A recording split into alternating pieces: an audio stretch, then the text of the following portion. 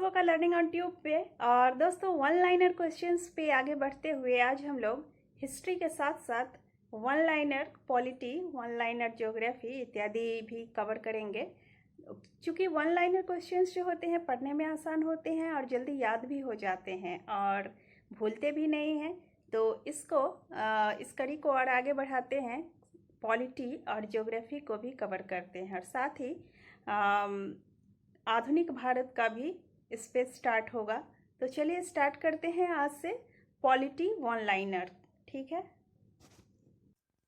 भारतीय राज्य व्यवस्था के अंतर्गत आज शुरुआत करेंगे। फर्स्ट चैप्टर है संवैधानिक विकास से। जब भी हम भारतीय पॉलिटी के विषय में पढ़ना स्टार्ट करते हैं तो ऐतिहासिक परिदृश्य से ही स्टार्ट किया जाता है। तो इसी ऐतिहासिक परिदृश्य को लेते हुए संवैधानिक विकास से हम इस पॉलिटी वीडियो की शुरुआत करेंगे। तो कुल मिलाकर के 30 क्वेश्चंस होंगे इसमें। तो इस संवैधानिक विकास चैप्टर से आज फर्स्ट क्वेश्चन है पॉलिटी वीडियो का, भारत के लिए सेक्रेटरी ऑफ स्टेट की नियुक्ति किस अधिनियम के अंतर्गत की गई थी? भारत के लिए सेक्रेटरी ऑफ स्टेट की नियुक्ति की गई थी भारत सरकार अधिनियम 1858 के द्वारा। ठीक है। नेक्स्ट है, भारत में विधायिका द्वारा भारतीयों को प्रतिनिधित्व देने की व्यवस्था किस अधिनियम के द्वारा की गई? विधायिका में भारतीयों को प्रतिनिधित्व देने की व्यवस्था की गई थी भारतीय परिषद अधिनियम 1861 के द्वारा। ठीक है। नेक्स्ट क्वेश्चन है, किस अधिनियम के अधीन अप्रत्यक्ष निर्वाचन के सिद्धांत को मान्यता दी गई? अप्रत्यक्ष निर्वाचन जो कि कुछ चुनावों में इस्तेमाल होता है, अप्रत्यक्ष निर्वाचन पद्धति का, जैसे कि राष्ट्रपति इत्यादि के चुनाव में इसका प्रयोग किया जाता है। तो इस अप्रत्यक्ष निर्वाचन पद्धति की शुरुआत कब से हुई थी? तो भारतीय परिषद अधिनियम 1909 के द्वारा इसकी शुरुआत की गई थी। ठीक है। नेक्स्ट क्वेश्चन पे चलेंगे, द्वैध शासन की एक नई पद्धति का प्रारंभ कब किया गया? द्वैध शासन की एक नई पद्धति का शुभारंभ किया गया था 1919 में। नेक्स्ट है, भारत में संघीय व्यवस्था के लिए किस अधिनियम में पहली बार उल्लेख किया गया? संघीय व्यवस्था के लिए पहली बार 1935 ईस्वी के अधिनियम में उल्लेख किया गया था। भारतीय स्वतंत्रता अधिनियम 1947 कहाँ की संसद में पारित किया गया? भारतीय स्वतंत्रता अधिनियम 1947 ब्रिटिश संसद में पारित हुआ था। ठीक है। और वहीं से यह प्रभावित हुआ था भारतीय स्वतंत्रता अधिनियम 1947, जिसके तहत हमारे देश को स्वतंत्रता मिली थी। तो यह अधिनियम ब्रिटिश संसद में पारित हुआ था। नेक्स्ट है, सर्वप्रथम संविधान सभा की बैठक कब हुई? सर्वप्रथम संविधान सभा की बैठक 9 दिसंबर 1946 ईस्वी को हुई थी। संविधान सभा का अस्थायी अध्यक्ष किसे नियुक्त किया गया था? संविधान सभा का अस्थायी अध्यक्ष डॉक्टर सच्चिदानंद सिन्हा को नियुक्त किया गया था और स्थायी अध्यक्ष थे डॉक्टर राजेंद्र प्रसाद। ठीक है। आगे बढ़ेंगे, प्रारूप समिति का अध्यक्ष किसे बनाया गया था? प्रारूप समिति का अध्यक्ष डॉक्टर अंबेडकर को बनाया गया था। नेक्स्ट है, नेक्स्ट क्वेश्चन नंबर 10, केंद्रीय विधान परिषद को परिवर्तित करके द्विसदनीय विधानमंडल की व्यवस्था किस अधिनियम के द्वारा की गई? केंद्रीय विधान परिषद को बदल करके द्विसदनीय विधानमंडल की व्यवस्था की गई थी भारत सरकार अधिनियम 1919 के द्वारा, अर्थात मॉन्टेग्यू चेम्सफोर्ड सुधार अधिनियम 1919 के द्वारा। इसी को मॉन्टेग्यू चेम्सफोर्ड अधिनियम के नाम से भी जाना जाता है। नेक्स्ट है, किस प्रस्ताव को गांधी जी ने बाद की तारीख का चेक कहा था? क्रिप्स मिशन को गांधी जी ने बाद की तारीख का चेक अर्थात उत्तर दिनांकित चेक कहा था। इसको पोस्ट डेटेड चेक भी कहा गया था। नेक्स्ट है, भारतीय संविधान को कब अंगीकार किया गया? भारतीय संविधान को अंगीकार किया गया था 26 नवंबर 1949 में। जब हम संविधान की प्रस्तावना को पढ़ते हैं तो संविधान की प्रस्तावना में लास्ट सेंटेंस को अगर हम ध्यान से पढ़ें तो उसमें यही है कि एतद द्वारा इस संविधान को हम अंगीकृत, अधिनियमित और आत्मार्पित करते हैं। तो यही अंगीकृत जो है, यही अंगीकार वर्ड से है।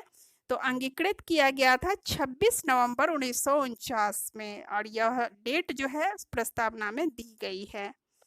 नेक्स्ट है, शिमला सम्मेलन के दौरान भारत का वायसराय कौन था? शिमला सम्मेलन के दौरान भारत का वायसराय लॉर्ड वेवेल था। नेक्स्ट है, अंतरिम राष्ट्रीय सरकार का गठन कब किया गया? अंतरिम राष्ट्रीय सरकार का गठन 2 सितंबर 1946 ईस्वी में किया गया था। अंतरिम सरकार में परिषद का उपाध्यक्ष किसे नियुक्त किया गया था? अंतरिम सरकार में परिषद का उपाध्यक्ष किसे नियुक्त किया गया था? आंसर हो जाएगा पंडित जवाहरलाल नेहरू। पंडित जवाहरलाल नेहरू को अंतरिम सरकार में परिषद का उपाध्यक्ष नियुक्त किया गया था। नेक्स्ट है, संविधान के सदस्यों को किस पद्धति से निर्वाचित किया गया? संविधान के सदस्यों को निर्वाचित करने के लिए अप्रत्यक्ष चुनाव पद्धति अपनाई गई थी, और अप्रत्यक्ष चुनाव पद्धति के द्वारा ही संविधान सभा के सदस्यों का चुनाव किया गया था। आगे है, भारत में सर्वप्रथम उच्चतम न्यायालय की स्थापना का प्रावधान किस अधिनियम के द्वारा किया गया? भारत में सर्वप्रथम उच्चतम न्यायालय की स्थापना का प्रावधान किया गया था रेगुलेटिंग एक्ट के द्वारा। ठीक है, रेगुलेटिंग एक्ट के द्वारा सबसे पहले उच्चतम न्यायालय अर्थात सुप्रीम कोर्ट की स्थापना का प्रावधान किया गया था। नेक्स्ट है, विधायी कार्यों को प्रशासनिक कार्यों से पृथक करने की व्यवस्था किस चार्टर एक्ट के द्वारा की गई? विधायी कार्यों को प्रशासनिक कार्यों से अलग करने की व्यवस्था थी चार्टर एक्ट 1853 के द्वारा, और इसी एक्ट के द्वारा विधायिका को कार्यपालिका अर्थात प्रशासनिक कार्यों से अलग करने की व्यवस्था कर दी गई थी। नेक्स्ट है, भारत में ईस्ट इंडिया कंपनी के शासन को किस अधिनियम के द्वारा समाप्त किया गया? भारत में ईस्ट इंडिया कंपनी के शासन को भारत शासन अधिनियम 1858 के द्वारा समाप्त किया गया। नेक्स्ट क्वेश्चन है, मिंटो मार्ले सुधार किस अधिनियम को कहा जाता है? मिंटो मार्ले सुधार भारत परिषद अधिनियम 1909 को कहा जाता है। सारे क्वेश्चंस इंपॉर्टेंट हैं क्योंकि हर बार ऐसे क्वेश्चंस किसी न किसी एग्जाम में रिपीट होते ही हैं। तो ध्यान से इस वीडियो को देखिएगा और क्वेश्चंस को बढ़िया से ध्यान में रखने की कोशिश कीजिएगा। नेक्स्ट है, क्रिप्स मिशन ब्रिटेन द्वारा भारत कब भेजा गया था? क्रिप्स मिशन जो है ब्रिटेन के द्वारा भारत में मार्च 1942 में भेजा गया था। कब भेजा गया था? मार्च 1942 में। नेक्स्ट है, सर्वप्रथम संविधान सभा के गठन का आश्वासन किस प्रस्ताव द्वारा दिया गया? सर्वप्रथम संविधान सभा के गठन का आश्वासन अगस्त प्रस्ताव के द्वारा दिया गया था। नेक्स्ट है, राजगोपालाचारी फॉर्मूला कब प्रस्तुत किया गया था? राजगोपालाचारी फॉर्मूला 10 जुलाई 1944 को प्रस्तुत किया गया था। आगे है, अधिशासी परिषद के गठन का प्रस्ताव किस योजना के अंतर्गत दिया गया था? अधिशासी परिषद के गठन का प्रस्ताव दिया गया था वेवेल योजना के अंतर्गत। आंसर हो जाएगा वेवेल योजना। और वेवेल योजना कब आई थी? 1945 में शिमला समझौते के दौरान। नेक्स्ट है, कैबिनेट मिशन के 3 सदस्य कौन कौन थे? कैबिनेट मिशन के 3 सदस्य थे पैथिक लॉरेंस, स्टैफर्ड क्रिप्स और A V Alexander. Pethick Lawrence, Stafford Cripps और एवी अलेक्जेंडर, ये तीनों कैबिनेट मिशन के सदस्य थे। नेक्स्ट है, और इसमें अध्यक्ष कौन थे? इसमें अध्यक्ष थे पैथिक लॉरेंस। नेक्स्ट है, माउंटबेटन योजना की घोषणा कब की गई थी? माउंटबेटन योजना की घोषणा 3 जून 1947 में की गई थी और इसीलिए इस योजना को 3 जून की घोषणा भी कहा जाता है, अर्थात 3 जून की योजना भी कहा जाता है। नेक्स्ट क्वेश्चन है, पाकिस्तान के लिए पृथक संविधान सभा की स्थापना की घोषणा माउंटबेटन ने कब की थी? जिस तरह से भारत के लिए एक संविधान सभा की स्थापना की घोषणा की गई थी, एक संविधान सभा की स्थापना की गई थी, उसी प्रकार से पाकिस्तान के लिए भी पृथक संविधान सभा की स्थापना करने के लिए माउंटबेटन ने इसकी घोषणा की थी 26 जुलाई 1947 को। 26 जुलाई 1947 को। नेक्स्ट क्वेश्चन है क्वेश्चन नंबर 28।